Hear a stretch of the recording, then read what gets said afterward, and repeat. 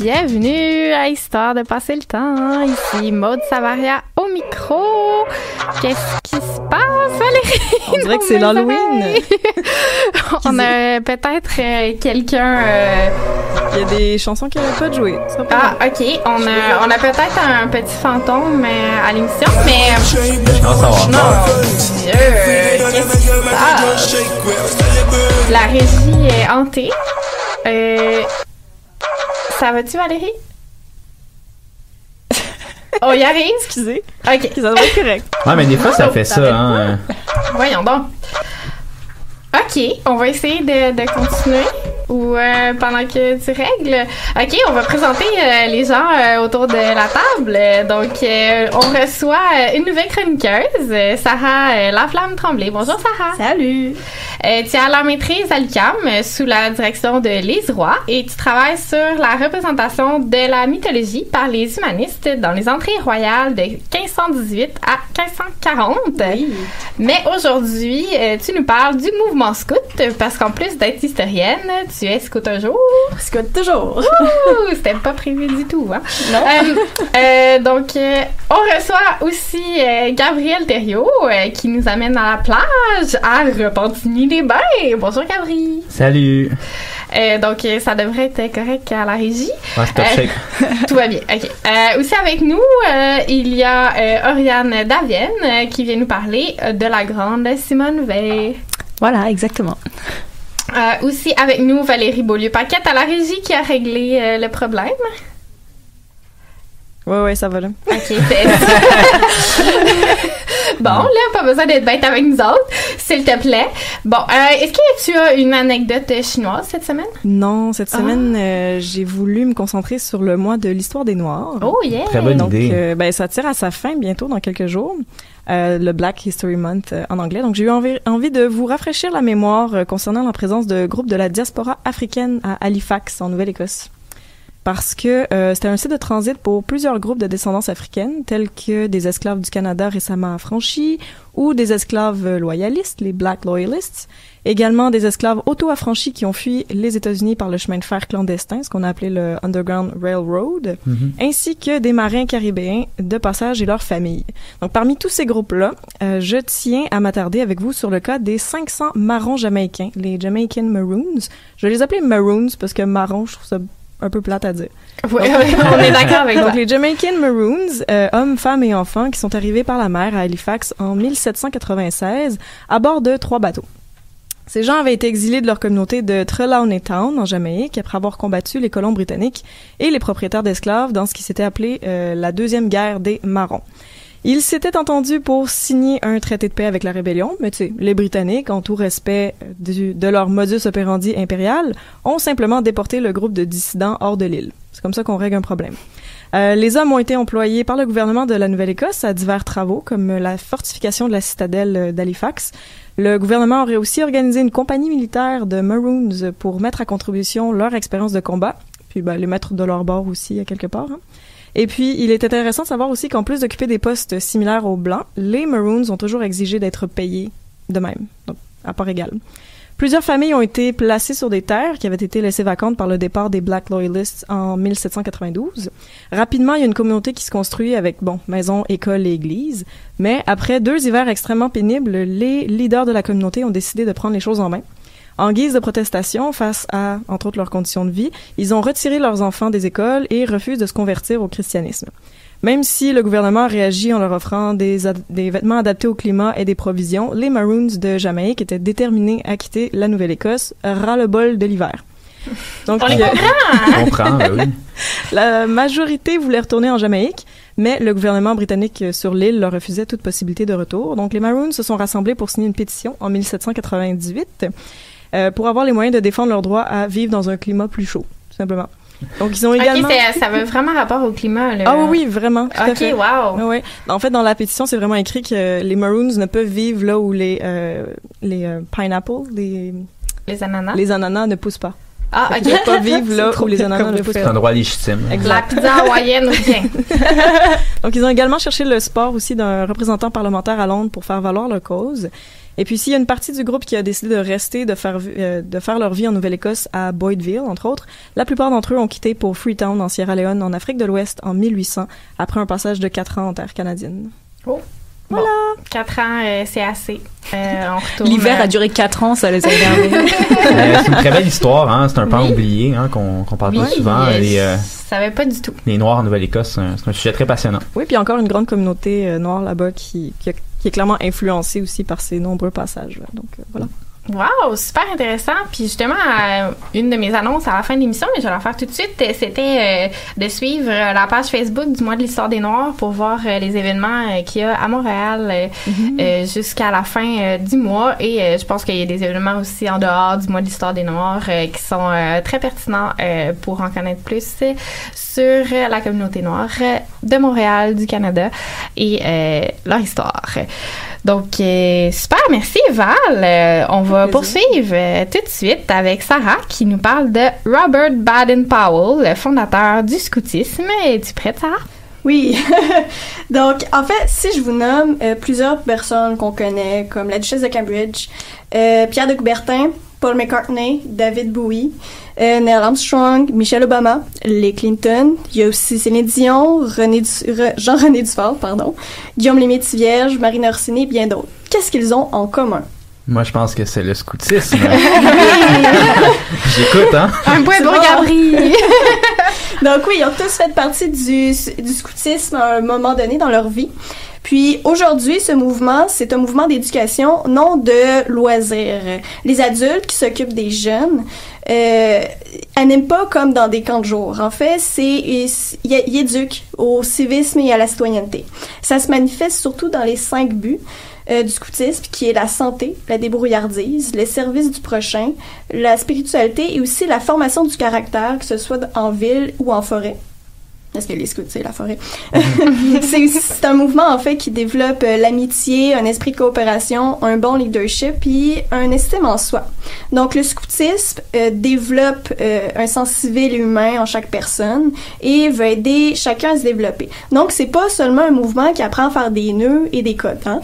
Ça va plus loin que... C'est comme un grand système de valeurs, quand même assez essentiel. Là. C'est ça, exact. C'est vraiment... C'est le système de valeurs que tout citoyen devrait avoir, en fait. Donc, aussi, le scoutisme ne doit jamais, au grand jamais, devenir un mouvement militaire. Cet élément-là, c'est important parce qu'avec la vie du fondateur, on peut penser le contraire. C'est un mouvement, en fait, qui doit rester pacifique et civil et aussi apolitique et bénévole. Donc, les adultes, les chefs comme moi, qui s'occupent des jeunes scouts, touchent aucun salaire. Donc, le fondateur derrière ce mouvement, qui est aujourd'hui plus que centenaire, l'a créé grâce à son expérience de vie et à ses valeurs. Donc, Robert Baden-Powell, que je vais nommer en tant que BP tout au long de ma chronique, là, c'est comme ça qu'on l'appelle au scout, il est né le 22 février 1857 à Londres et il est mort le 8 janvier 1941 au Kenya. Donc aujourd'hui, ça serait son anniversaire. Oui.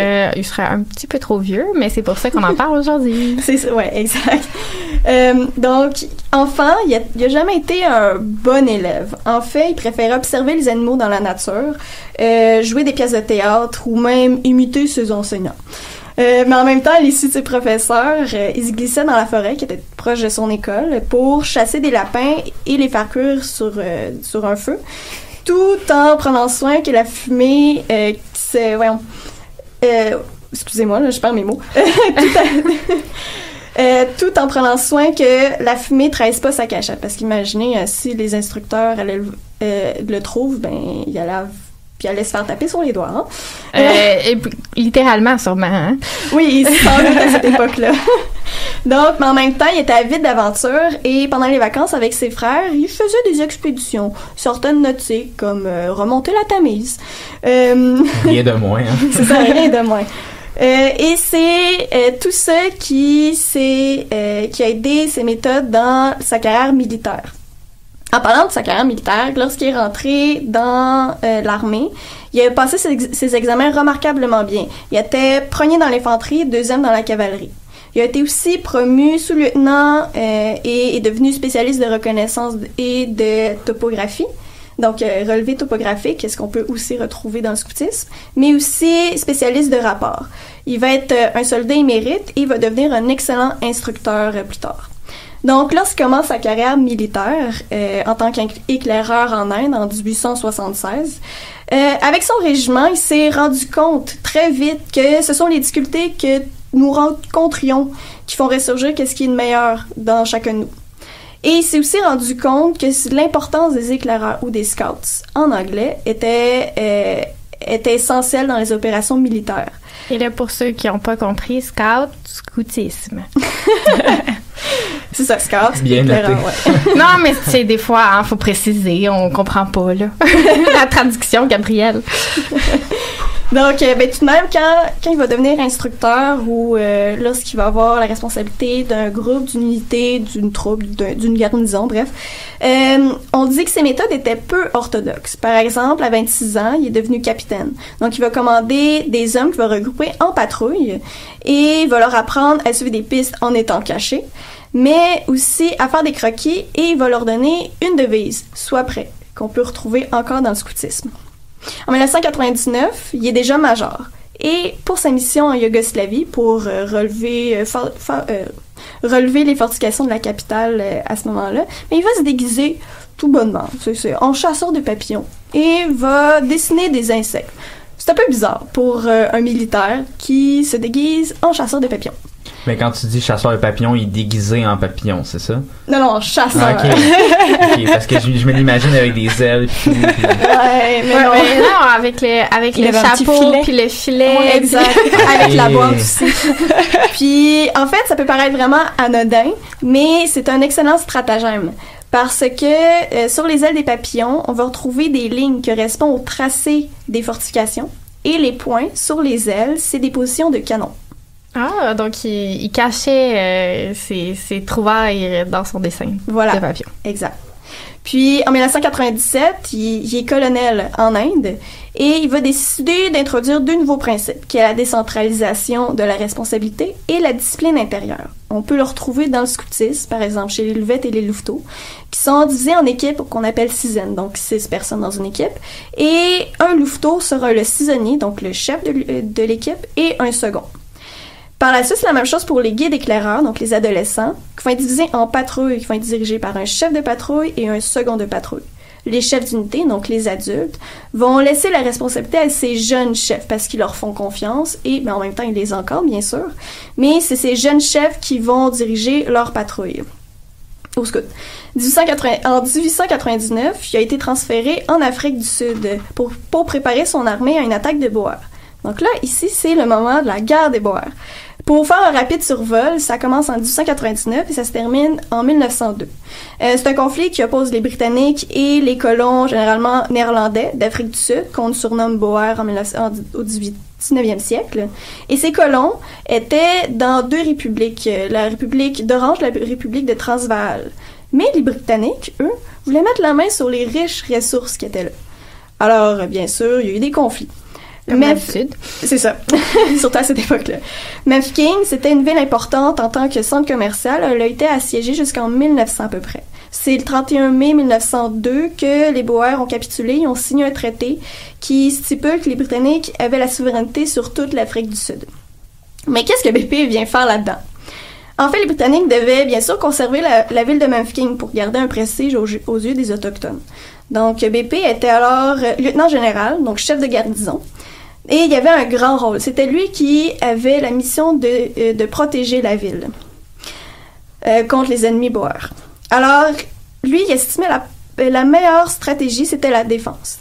Pendant le siège, son énergie, son ingéniosité, son audace, sa bonne humeur a fait de lui un héros anglais parce que dans la ville, il gardait la bonne humeur au sein de ses soldats, mais aussi de ses habitants. En même temps, il était tellement rusé qu'il faisait peur aux Boers et a fait en sorte que les Boers étaient moins enclins à les attaquer. Bien sûr, il y a eu des attaques, mais moins. Par exemple, il faisait peur aux Boers. Pendant la nuit, il imitait la voix des officiers pour simuler une prochaine attaque britannique.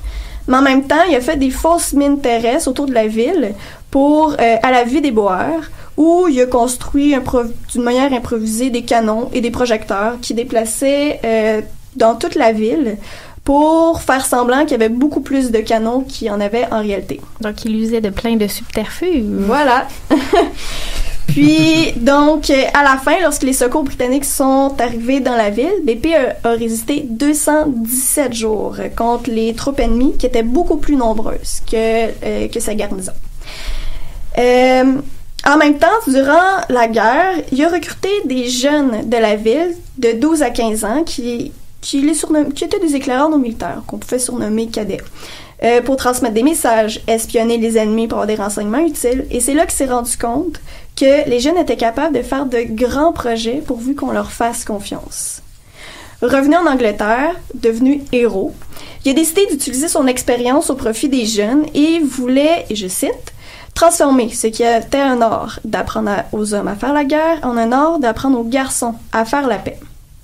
Le 29 juillet 1917, BP a pris une vingtaine de jeunes de classes sociales différentes et les a emmenés sur l'île de Bruntsea, qui est à l'ouest de l'île de Wight, si vous préférez au nord-ouest de Londres, pour expérimenter le premier camp scout.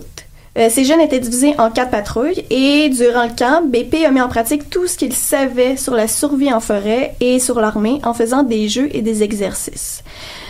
Il a aussi donné un idéal de vie et, après avoir consulté le code de la chevalerie et plusieurs autres codes, il a composé les 10 lois scouts, comme mettre son honneur à mériter confiance, être loyal, servir son prochain, être courtois et courageux, respecter la nature, obéir, sourire et chanter dans la difficulté, bref, se relever dans l'adversité, être économe, prendre soin du bien d'autrui et être propre dans ses pensées, ses paroles et ses actes.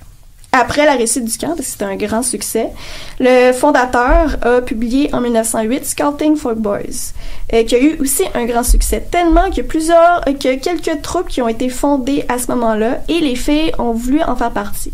BP, bien sûr, a accepté. Avec l'aide de sa femme, il a introduit le guidisme, donc les guides. Pourquoi ils s'appellent pas éclaireuses? Comme les gars, c'était des éclaireurs. Mais c'était des guides. Pourquoi? En fait, la vision de BP, c'était que ces filles guidaient le monde entier. Donc, en fait, c'était des femmes qui étaient capables de se tirer d'affaire sans l'aide de personne. Elles étaient respectées par les hommes et par les femmes, et parce que tout le monde était prêt à suivre leurs conseils et leurs exemples. Ça va quand même avec l'idéologie que les femmes devraient être des modèles à suivre, des guides moraux aussi là, dans la société. Ça va avec l'idéologie quand même victorienne là-dessus. Ouais, exact, tout à fait. Donc, c'était dans l'air du temps. Donc, le scoutisme ensuite s'est répandu dans tout l'Empire britannique. En 1910, il a donné sa démission militaire pour se consacrer juste au mouvement. En 1914, les Boy Scouts, comme on les appelait avant, étaient dans l'effort de guerre, donc la Première Guerre mondiale, mais en tant que civils. C'est que plus tard, en raison des mentalités, qu'il y a eu la division des branches. Par exemple, les louveteaux de 8 à 11 ans a été créé en 1916, les éclaireurs déjà présents, 12 ans à 17 ans, et les routiers, qui sont les adultes, 7 ans et plus, dès 1919. À cette même époque-là, il y a eu le premier camp de formation qui s'appelle le camp de formation des chefs de Gilwell, la propriété de BP. En 1920, pendant le premier jamboree mondial du scoutisme, a été proclamé chef scout du monde, donc a été nommé comme ça, et sa femme qui a participé au mouvement a été nommée chef guide du monde. En 1929, il a été anobli, qui a aussi augmenté le prestige de l'organisation. À travers sa vie, BP et sa femme ont parcouru le monde pour soutenir le scoutisme dans son développement. Et à la fin de sa vie, il s'est retiré au Kenya et a fait parvenir aux scouts du monde entier son dernier message, qui était d'essayer de quitter la Terre en la laissant un peu meilleure que vous ne l'avez trouvée. En même temps, il disait que l'action quotidienne, c'est ce qui apportait le bonheur aux autres. Donc, au courant de sa vie, pour finir, il est devenu chevalier et premier baron de Gilwell, donc la terre qu'il avait, et a été reçu dans 4 ordres. Le premier, il était chevalier commandeur de l'ordre du bain dès 1901, et c'est toujours, bien sûr, le 4e plus grand ordre de chevalerie britannique. Ensuite, il était un des 24 membres de l'ordre du mérite de son époque, fait par le roi, et il a été chevalier de Grande-Croix, qui est le plus haut grade de l'ordre de Saint-Michel et de Saint-Georges pour service militaire, et aussi de l'ordre royal de Victoria pour les reconnaissances services personnels ou souverains. Donc, il était quand même un grand homme qui a fait beaucoup de choses dans sa vie. Oui, puis son héritage, ça paraît encore aujourd'hui, c'est quand même très important. Puis ceux et celles qui nous écoutent sur le live Facebook, là, s'il fonctionne cette semaine, on espère, on peut voir que Sarah elle a son uniforme là, un peu caché, mais quand même toujours là, parce que ça va dans un camp en fin de semaine. Donc, on voit que c'est toujours d'actualité et pour vrai, ta chronique, ça me donne le goût, peut-être pas personnellement d'être scout, là, mais de l'encourager chez les jeunes que je connais. Content d'entendre ça. Donc, on va aller en musique. Valérie? Si ça va fonctionner, on se croise les doigts. Moi, j'ai envie d'écouter la bonne musique à Valérie. Merci, Gab. Donc, cette semaine, on va y aller bien tranquillement avec Cumbia de Tototl de El Burro.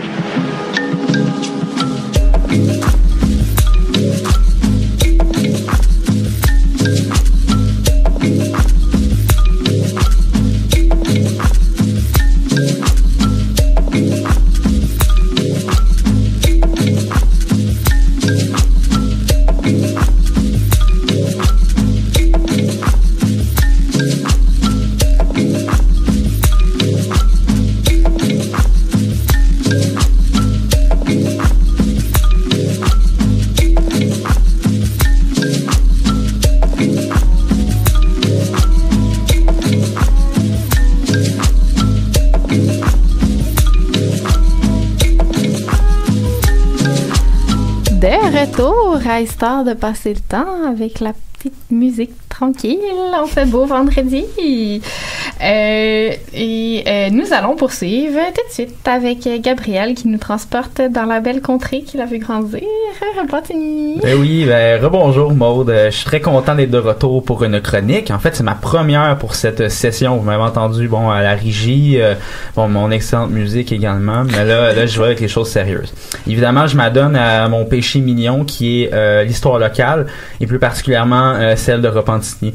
En fait, j'y ai demeuré presque toute mon enfance, soit jusqu'en 2014. J'étais encore un enfant en 2014.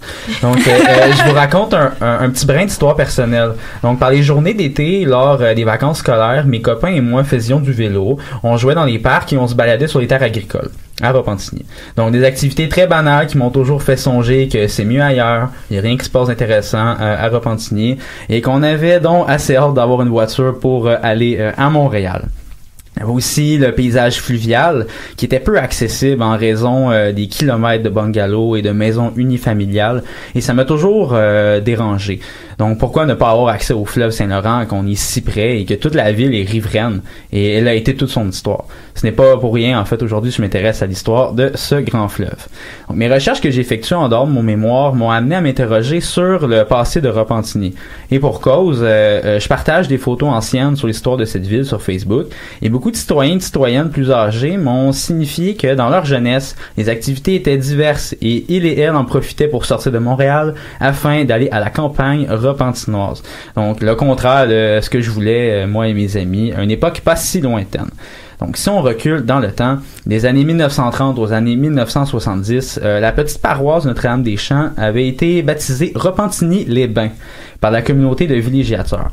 Pour dire, le centre des activités touristiques et villageoises se passait sur les bords du fleuve Saint-Laurent et la rivière l'Assomption. Tout y était, de nombreuses plages, des motels, des chalets-cabines, du camping, des pistes de danse, etc. Donc aujourd'hui, je vais vous parler de la genèse de cet âge d'or qui est Repentigny-les-Bains jusqu'à son déclin lors de l'avancée infatigable de la banlieue. Donc, je propose qu'on se penche sur l'activité touristique à cette époque et un petit peu avant. En fait, afin d'avoir un bon aperçu à quoi pouvait ressembler le petit village côtier de Repentigny au début du 20e siècle, je me permets de citer Alphonse Leclerc, qui, en 1906, faisait paraître le guide touristique, le Saint-Laurent historique, légendaire et topographique. Donc, je le cite. Ici, c'est la grandeur et la sublimité de la nature qui nous frappe davantage. Notre fleuve n'est pas bordé, comme Luçon, de résidences princières, mais que de jolis villages, dont les clochers apparaissent au loin, nous rappellent la foi. Il va renchérir à propos de Repentigny qu'elle est un bel exemple de la fécondité de la nationalité française transportée sur les rives du Saint-Laurent et que l'église actuelle a été refaite en 1850. Juste ce qu'il y avait à dire sur Repentigny. Donc, Leclerc dresse aussi une petite histoire de la paroisse en quelques lignes où on s'intéresse au patrimoine religieux et légendaire de la Nouvelle-France. En fait, son ouvrage se veut être un guide pour le touriste qui souhaite découvrir les villages canadiens-français par la route du fleuve. Donc, son objectif est le suivant, et je le cite à nouveau. Le touriste fait généralement un voyage pour se reposer et ne veut pas se fatiguer à lire des ouvrages sérieux. De notre côté, si, en quelques mots, il peut connaître ce que ses yeux admirent, il jouit bien davantage de ses instants de repos. De retour chez lui, pendant les longues soirées d'hiver, il refera avec plaisir, en compagnie de sa famille ou de ses amis, à l'aide de son guide, l'excursion de l'été, et si sa curiosité est éveillée par un souvenir, il pourra étudier plus en détail l'histoire des villes qu'il a visitées, de belles campagnes qu'il a admirées. Que de sages mots de ce Alphonse Leclerc. En fait, il faut comprendre cependant qu'avec la démocratisation de la voiture et la construction de plusieurs ponts et routes, l'observation du paysage ne se fait pas de la même manière. Pour Leclerc, il s'agit d'admirer les villages côtiers à partir du fleuve, tandis qu'au tournant des années 1930, on porte plutôt notre regard du rivage vers le fleuve, où les activités seront concentrées. Afin de se rendre à Repentigny, la route est simple. Si on repart de Montréal, on emprunte la route numéro 2, c'est-à-dire le chemin du Roi. Or, il faut attendre les années 1930 pour prendre le pont Pierre-le-Gardeur qui relie Pointe-aux-Trembles et Repentigny en 1939. Donc, les touristes en profitaient également pour aller au parc Dominion, un parc d'attractions qui est à l'est de l'île, en bordure du Saint-Laurent. C'est ça, en bordure du Saint-Laurent. Puis ça s'est construit en 1906, pardon. Donc, de sa proximité avec Montréal, tout comme d'autres municipalités fluviales comme Boucherville, Maud, toi, tu viens de Boucherville, oui. Laval, Bois-des-Filions, Repentigny représente un lieu propice au développement touristique et de la villégiature. Donc, le tourisme va donc se représenter surtout au tournant des années 1950, un apport appréciable au sein de l'économie régionale. Donc, il y a même aussi les classes populaires qui vont y aller en autobus, en vélo, par exemple. Dans le temps qu'il y avait du transport en commun vers la banlieue. Oui. Ça va sûrement s'améliorer un jour, on le souhaite. Si on cite aussi le géographe français Raoul Blanchard, qui va écrire au cours des années 40 à propos du tourisme dans la région montréalaise, il va constater que c'est vers les nappes d'eau que se portent les foules, et là, on peut dire que compte tenu de la proximité de Montréal, qui joue puissamment, plus le miroir d'eau est vaste, plus les touristes sont nombreux. Il dira aussi que les touristes pullulent à la pointe de Repentigny et la population de la paroisse double en été. La fréquentation estivale de ce secteur du fleuve est de 4400 têtes. Faut pas oublier qu'à cette époque, Repentigny, c'est essentiellement des terres agricoles, donc il n'y a pas beaucoup de gens qui y habitent, là. Maintenant, on peut se demander comment les villégiateurs profitaient de cet espace et quelles étaient les activités les plus prisées. En fait, au sein du guide de la route de 1848, le Club automobile Québec écrivait ceci à propos de Repentigny. La fondation de cette paroisse essentiellement agricole remonte à 1669. On y remarque plusieurs maisons historiques, une plage très fréquentée où plusieurs citoyens de Montréal ont des chalets de villégiature. Donc, la fonction de Repentigny pour les touristes est celle du plein air, de la tranquillité et des loisirs à l'ère de la démocratisation de ceux-ci. Donc, le paysage qui est essentiellement agricole, où l'on retrouvait des cultivateurs de tabac, notamment, croisait les nombreuses plages, restaurants, motels et le camping. Donc, la baignade était très populaire et c'était l'activité, justement, qui était la plus prisée. Il y avait une aire d'accueil et plusieurs installations pour accueillir ces visiteurs, notamment à la plage Lebel, une des plus populaires. Mais pour les autres, comme la plage Alouette, il s'agissait d'un accès direct aux plages. Donc on arrêtait notre voiture puis on allait directement sous le bord de l'eau. Il y a aussi la plage Ernest qui accueille les familles qui profitaient de l'eau fraîche et de la beauté du site et des paysages naturels et pittoresques. Il y avait une petite salle de spectacle où l'on retrouvait Fernand Gignac, Paulo Noël, Tizoun, etc. Tizoun. Ouais. Tizoun, c'est Olivier Guimond, un des premiers humoristes au Québec. On va en parler un petit peu plus tard aussi. Donc, à la plage Philippe, il y avait même des combats de lutte et les voitures vont s'entasser, premier arrivé, premier servi. Puis après ça, il y avait aussi des plages plus loin pour les familles qui voulaient pas voir les combats de lutte. Donc, il y en avait pour tous les goûts. Ouais, tous les goûts. On retrouve beaucoup de photos mettant en scène les vacanciers à la baignade et aux plaisirs estivaux. Certains s'aventurent même en hydravion. Parce qu'à Pointe-aux-Trembles, on a construit un hydrobase où l'on assemble des hydravions, on les store ou les répare. Donc, eux, c'est pas la classe populaire, là. On se l'imagine. En autobus ou en hydravion. C'est les options. Puis, justement, on en profite pour visiter les îles, les rivages du Saint-Laurent. On va dénombrer 8 plages qui bordent le fleuve et la rivière l'Assomption. Sur la route 2, plusieurs commodités sont présentes pour accueillir les villégiateurs. On dénombre pas moins de 17 établissements hôteliers, dont quelques-uns font encore affaire aujourd'hui et font partie de ce paysage repentinois. En fait, il est à noter que leur nom de ces établissements-là souhaite attirer les visiteurs états-uniens avec leur insigne en bilingue et le drapeau de 50 étoiles qui va flotter un petit peu partout à Repentigny. On va retrouver des lieux avec des noms très exotiques, par exemple l'Auberge Casablanca, au Dock Motel, Château du Fleuve Motel, le Flambeau, l'Étoile Rest, Lido Tourist Accommodation, Motel Capri, Ohio Motel, Paris Motel, Pax Motel, Rio Motel. Ouais, ça va faire rêver. Le Sunset Cabin et le Yellow Court, notamment. Je sais pas tout. J'adore Château Blanc Motel. Ah, le Château du Fleuve Motel. Château du Fleuve Motel.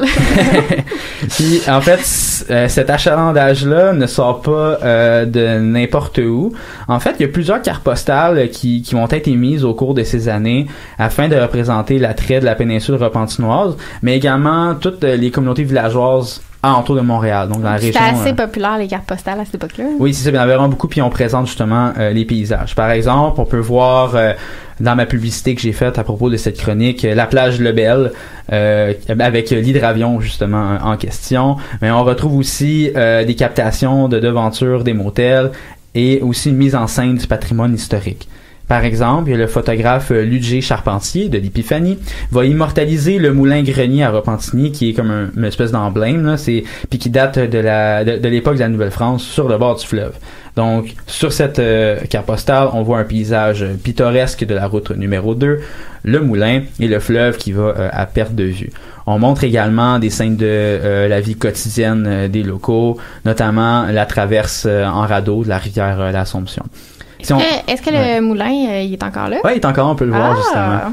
Puis j'ai eu des témoignages, justement, des gens qui disaient « Ah, je passais en bicycle, là, quand j'étais jeune, je partais de Montréal, puis il est encore debout, puis on peut le visiter. » Puis si on sort du contexte de Repentigny, Ludger Charpentier et bien d'autres vont prendre une centaine de photos destinées à la carte postale qui met l'accent sur l'aspect champêtre du patrimoine historique de la couronne nord et sud de Montréal.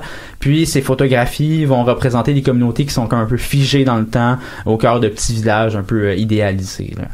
Mais toute bonne chose a une fin. En 1959, époque de l'âge d'or de la villégiature, on va inaugurer la voie maritime du Saint-Laurent. Sans conséquence à première vue, l'augmentation du trafic maritime et de gros navires va obliger le gouvernement à réaménager les berges afin d'éviter l'érosion et la destruction de celles-ci. Donc par ce programme, certaines plages, notamment de Lavaltrie et de la Noret, vont être fermées définitivement pour comme une espèce de restructuration.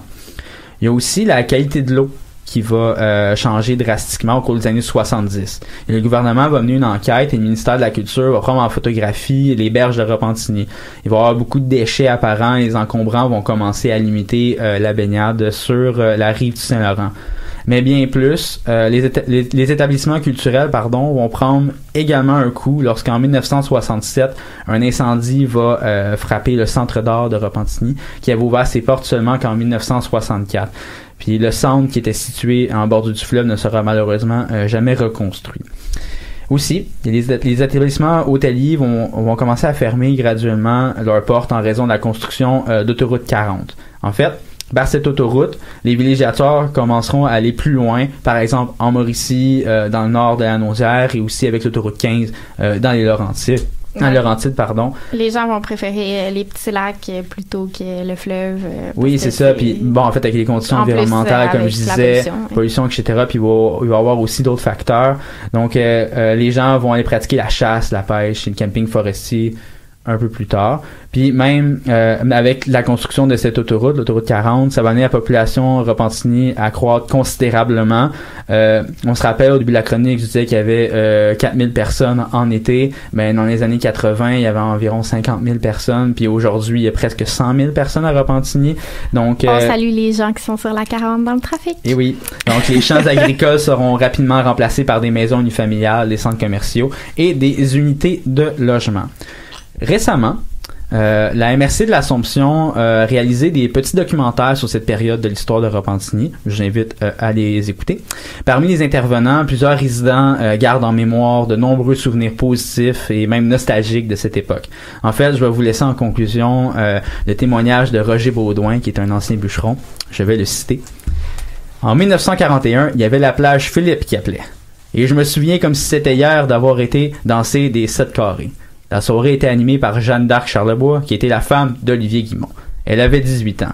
Puis elle calait des 7 carrés, puis on swingait pour s'étourdir. Pour s'étourdir! Il y avait probablement aussi des petites activités de romance, là, les jeunes à la danse. Sûrement qu'il y a des fréquentations qui ont commencé là. Vous écouterez ma chronique, j'en parle un peu. Ah, génial. Ben, pas de Repentigny, là, mais des soirées de danse dans les lieux publics. Gabriel, c'est quoi le nom de ta page Facebook? Ça s'appelle Le Passé de Repentigny. D'accord, on vous invite à aller aimer la page si vous avez aimé la chronique de Gabriel. Et on va aller en musique, Valérie. Oui, ça devrait marcher encore une fois. Yes. Pour vous bercer tout en douceur cette semaine, je suis tombée sur un compositeur néerlandais du nom de Joep Beving. Je trouve ça le fun à dire. Très bien prononcé, ouais. Ça fait plaisir. Alors, c'est sa chanson Sonderling.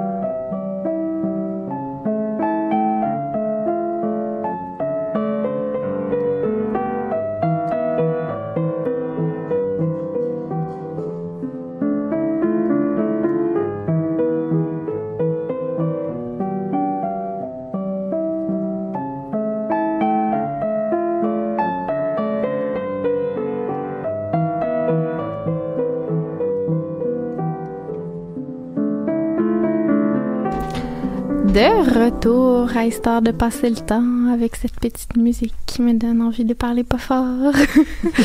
Et nous allons continuer avec Oriane qui nous parle d'une femme badass encore qui s'appelle Simone.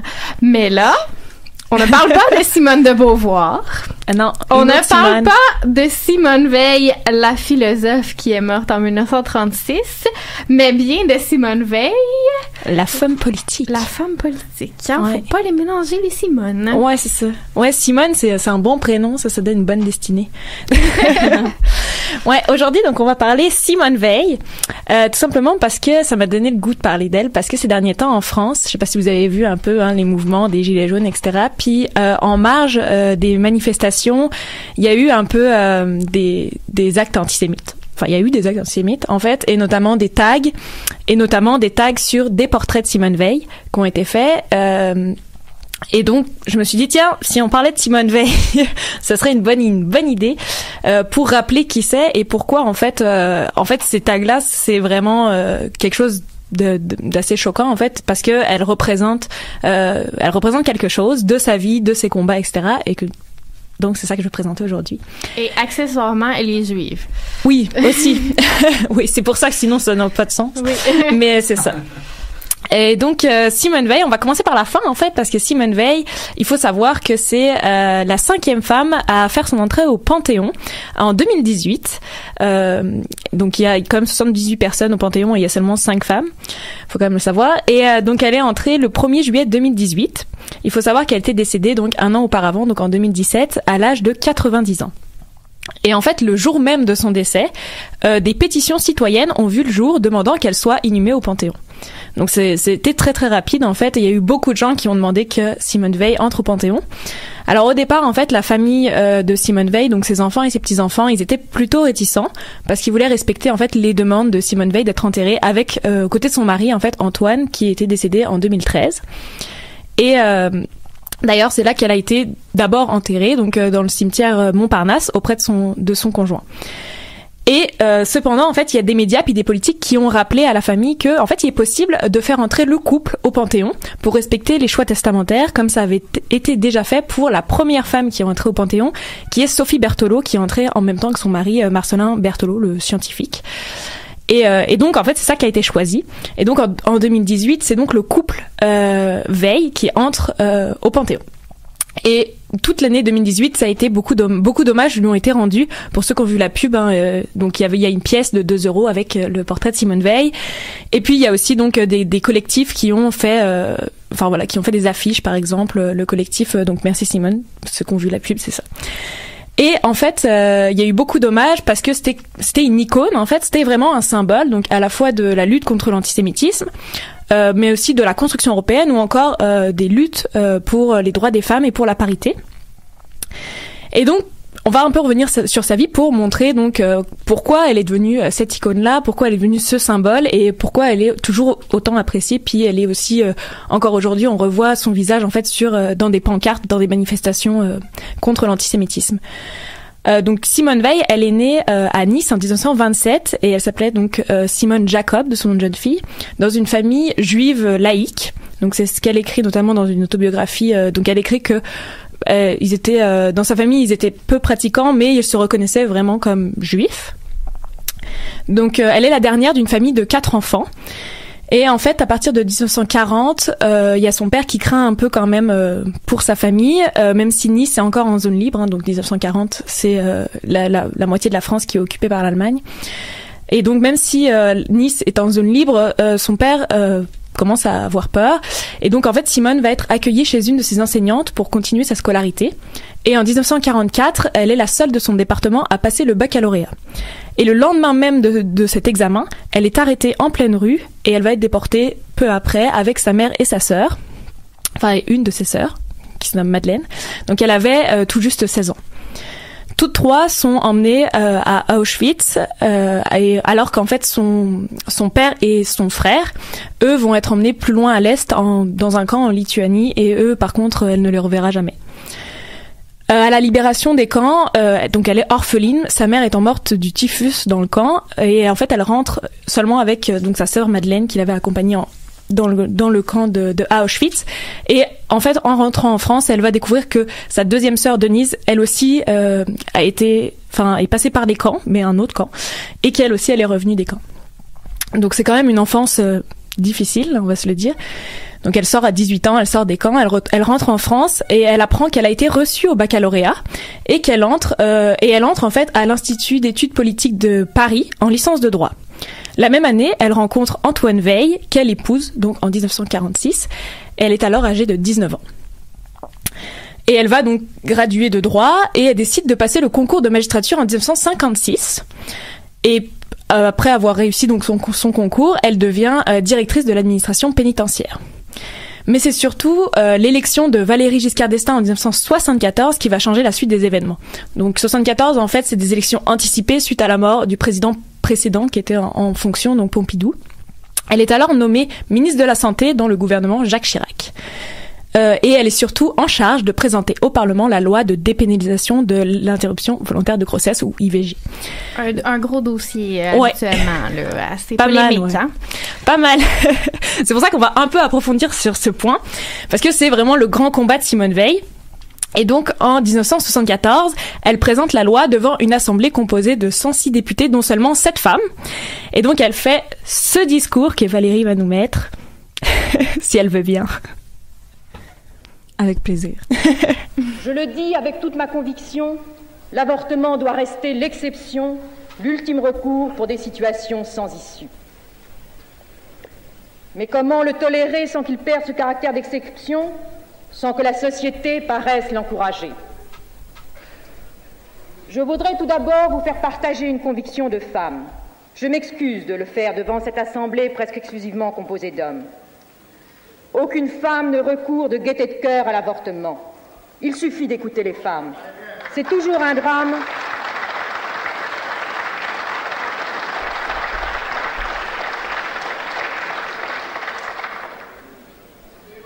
C'est toujours un drame, cela restera toujours un drame.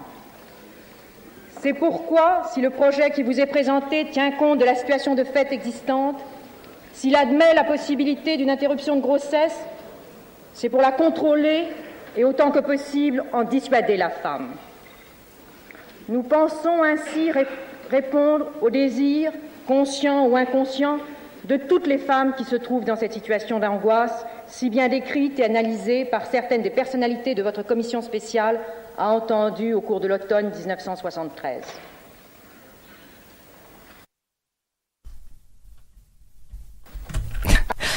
Ok. J'attendais pas que ça s'arrête d'un coup comme ça. Donc en fait, pour comprendre ce discours, il faut retourner un peu dans le contexte politique et social de l'époque. Il faut savoir que cette loi, elle était vraiment pas populaire. En plus, Simone Veil, donc, elle la présente alors qu'elle est ministre de la Santé. Et donc, elle présente cette loi dans le cadre d'une politique de santé publique. Pour elle, en fait, il faut dépénaliser l'IVG pour éviter les 300 000 IVG clandestins qui mutilent et tuent les femmes, selon ses propos. Donc, à cette époque, il faut savoir en fait qu'il y a une secrétaire d'État à la condition féminine. C'est une fonction qui est toute nouvelle et qui est créée par Giscard d'Estaing, qui s'appelle Françoise Giroud.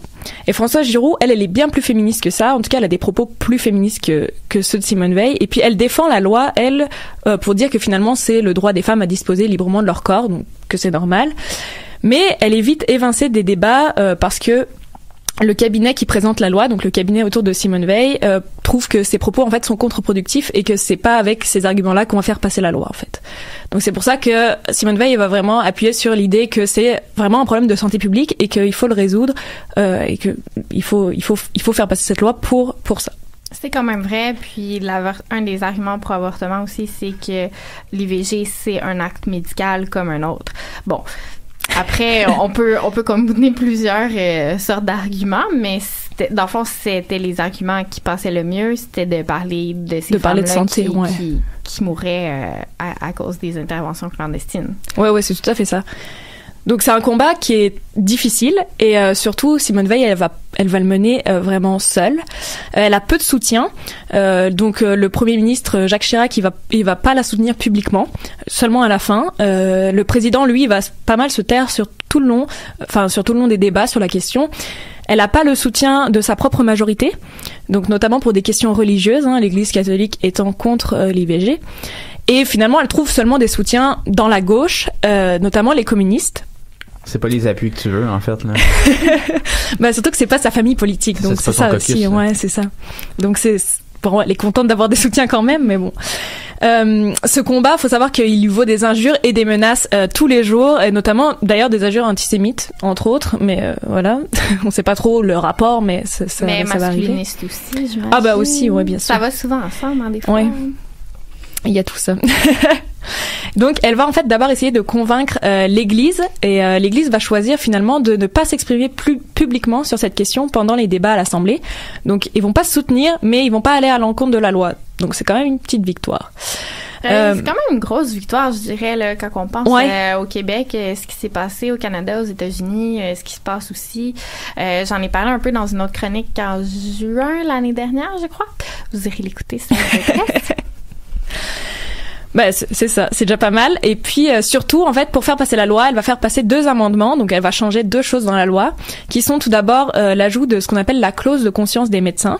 Donc c'est quelque chose qui va être demandé par l'ordre des médecins et qui est d'ailleurs toujours d'actualité. Donc c'est le fait que les médecins peuvent refuser de faire des IVG. Donc il faut trouver un médecin qui veut bien le faire. Et puis surtout, elle va revenir sur le remboursement de l'IVG. À la base, dans la loi, il y avait un remboursement de l'avortement en fait par la sécurité sociale, et elle va revenir là-dessus tout simplement pour avoir le soutien de la droite et du centre, et pour montrer que l'État n'encourage pas les femmes à avorter. Donc c'est un peu ce qu'elle dit dans le discours qu'on a entendu, où elle dit que justement il faut pas pousser les femmes à avorter, mais de toute façon il faut quand même les prendre en charge en fait. Et en fait, le non-remboursement de l'IVG, ben ça va faire un petit peu l'inverse de ce qu'elle voulait aussi, c'est que la gauche, qui était ses soutiens depuis le début, ils vont menacer de ne plus soutenir la loi, tout simplement parce que ben là on s'éloigne un petit peu de l'égalité pour toutes, parce que ben ça va être forcément les femmes les plus aisées qui vont pouvoir payer un avortement, tandis que les femmes les plus pauvres, elles bah ça va pas changer grand chose à leur vie. Elles n'auront pas accès à un avortement. C'est exactement ça. Donc ça va pas changer leur vie. Et finalement, pour faire passer la loi, parce que il faut déjà faire passer la loi en premier, puis après on verra. C'est un peu ça. La gauche va quand même soutenir, et la loi Veil est alors votée par 284 voix contre 189, et elle est mise en vigueur en janvier 75. Donc voilà, c'est quand même un combat très important qui est un grand symbole. Et c'est quand même une forte majorité De Simone Veil. Oui, bah c'est ça, mais elle arrive vraiment à récupérer les voix dans son propre camp.